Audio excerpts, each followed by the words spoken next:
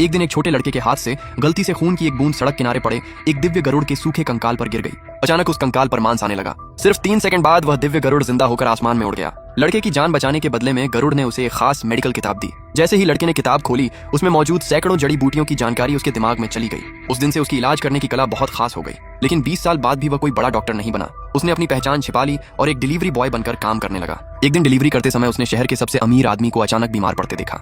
उसने तुरंत अपनी चमत्कारी दवा निकाली और उसे ठीक कर दिया। लेकिन उसे एक और डिलीवरी करनी थी। अमीर आदमी उसका नंबर मांग भी नहीं पाया और वह वहां से निकल गया। उसे लगा कि अब वह उस आदमी को कभी नहीं देखेगा। लेकिन अगले ही दिन वह अमीर आदमी अपनी इकलौती बेटी को लेकर उसके पास आ गया। उसने कहा, तुम मेरी बेटी से मिल चुके हो, अगर तुम्हें वह पसंद है तो मैं लूसी की शादी तुमसे कर दूंगा। लूसी गुस्से में बोली, पापा, मैं सिर्फ आपके साथ आने के लिए तैयार हुई थी। अब आप मेरी पूरी जिंदगी का फैसला खुद कर रहे हैं। क्या आपको नहीं दिखता कि यह सिर्फ एक डिलीवरी बॉय है? उसके पिता ने कहा, तो क्या हुआ अगर वह डिलीवरी बॉय है? तुम्हारे पीछे घूमने वाले अमीर लड़कों को देखो, उनमें से कौन बिना किसी मतलब के तुम्हारे पीछे है?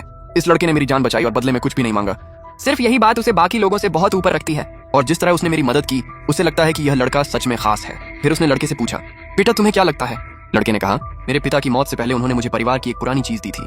उसकी मदद से मैंने कई तरह के इलाज सीख लिए। आपकी छोटी सी बीमारी को तो मैं आसानी से ठीक कर सकता हूँ। अगर कोशिश करूँ तो शायद किसी मरे हुए इंसान को भी वापस ला सकता हूँ। लूसी ने उस चीज को देखकर कहा, क्या यह बस एक साधारण जेट का पेंडेंट नहीं है? लड़के ने कहा, हाँ बिल्कुल। लूसी बोली, मेरे पास भी ऐसी बहुत सारी चीजें हैं। लड़का हंसकर बोला, चलो छोड़ो, तुम मजाक कर रही हो। वैसे भी कोई मेरी बात पर विश्वास नहीं करता। एक और इंसान नहीं करेगा तो क्या फर्क पड़ेगा? फिर वह लड़की बाथरूम चली गई। वहां उसने कुछ लड़कियों को नकली मेकअप लगाते हुए देखा। तभी उसे किसी की मदद के लिए चिल्लाने की आवाज सुनाई दी। वह तुरंत आवाज की तरफ गई। उसने देखा कि एक आदमी एक लड़की के साथ गलत हरकत कर रहा था। लड़का बोला, तुम क्या कर रहे हो?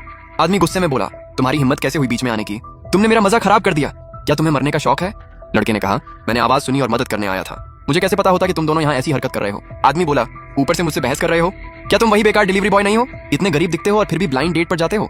लड़के ने कहा, ये मेरा निजी मामला है, तुम इससे दूर रहो। आदमी हंसकर बोला, तुम्हारे पास कोई हुनर नहीं है, लेकिन मुंह बहुत चलता है। तुम और मेरा परिवार एक ही नाम रखते हो, फिर भी तुम दोनों में इतना फर्क क्यों है? मेरे पास पैसा है, ताकत है और मेरे पीछे लड़कियों की लाइन लगी रहती है, और ये बेकार लड़का शादी के लिए ब्लाइंड डेट पर जाता है। तुम मेरे नाम के लायक भी नहीं हो। लड़के ने उसे जवाब में एक थप्पड़ मार दिया। आदमी गुस्से में बोला, तुमने मुझे मारा, अब मैं तुम्हारे दांत तोड़ दूंगा। रेस्टोरेंट के लोगों ने उन्हें रोकते हुए कहा, साहब ये रेस्टोरेंट है, यहाँ लड़ाई मत कीजिए। आदमी बोला, आज तुम बच गए, अगर दोबारा मिले तो तुम्हें इसका पछतावा होगा। फिर वह अपनी गर्लफ्रेंड के साथ वहां से चला गया।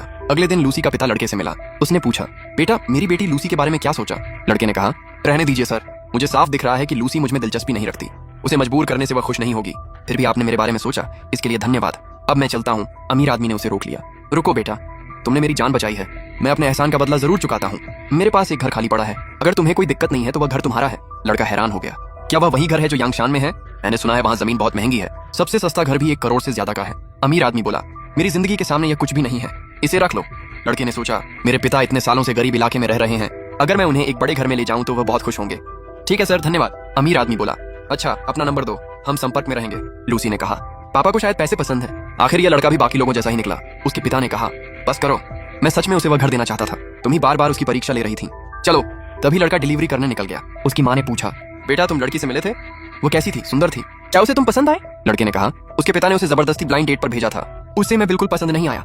माँ हैरान होकर बोली, ऐसा कैसे हो सकता है? फिर उसने कहा, चिंता मत करो, मेरे पास तुम्हारे लिए एक बहुत बड़ी खबर है।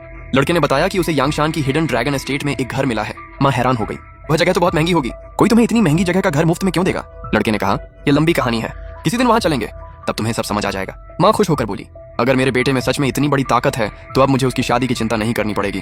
उधर टॉम अपनी गर्लफ्रेंड को यांगशान लेकर आया था। वह बोली, टॉम तुम मुझे हमेशा ऐसी जगह लाते हो जहाँ कोई नहीं होता, कहीं तुम कुछ गलत करने का तो नहीं सोच रहे? टॉम हंसकर बोला, तुम समझती नहीं हो, यांगशान शहर की सबसे मशहूर जगहों में से एक है, यहाँ सिर्फ अमीर लोग रहते हैं। लड़की ने पूछा, सच में? क्या तुम्हारा भी यहाँ घर है? टॉम बोला, अभी नहीं, मेरे पैसे और हैसियत के हिसाब से भी मैं अभी यहाँ घर नहीं खरीद सकता, लेकिन अगले 10 साल में मैं यहाँ घर जरूर खरीदूंगा।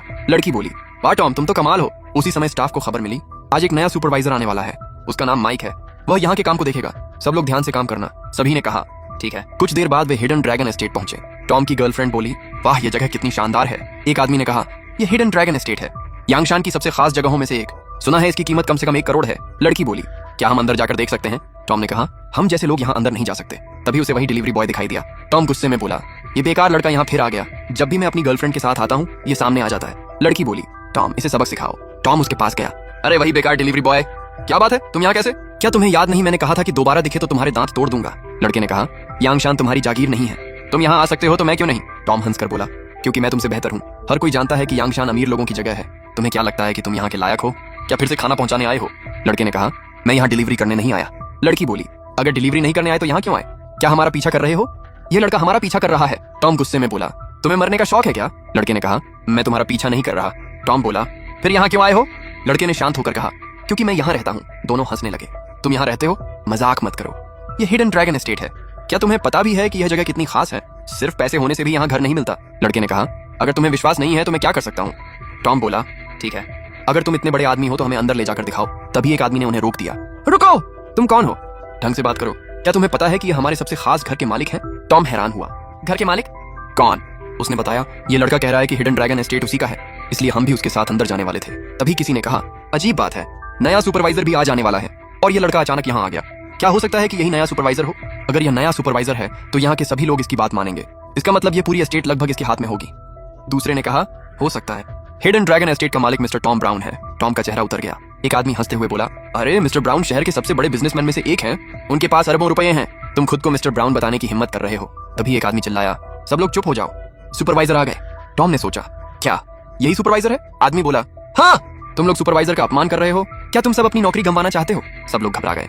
तो ये लड़का हिडन ड्रैगन एस्टेट का सुपरवाइजर है। इतनी बड़ी जगह का सुपरवाइजर बनने के लिए इसके जरूर बड़े संबंध होंगे। इसने अपनी असली ताकत इतने समय तक छिपा कर रखी। हमने इसे नाराज कर दिया, कहीं यह हमें यहाँ से निकाल न दे।